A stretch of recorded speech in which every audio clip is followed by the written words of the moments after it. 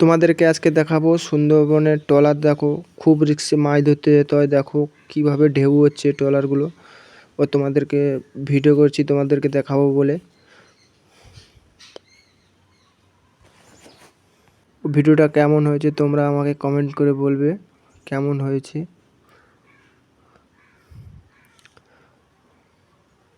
জান হাতে নিয়ে মাছ ধরতে হয়, অনেক ট্রলার ওরকম ডুবে যায়, তবু রিস্কে মাছ ধরতে যেতে হয়।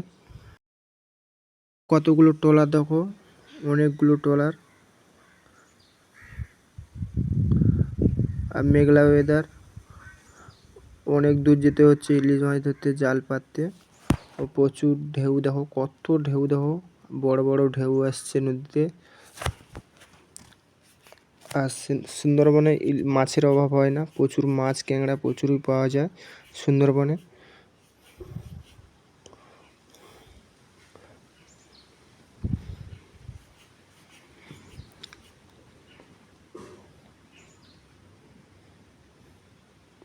ও চ্যানেলটা সাবস্ক্রাইব করবে, আরও নতুন নতুন ভিডিও দেখাবো।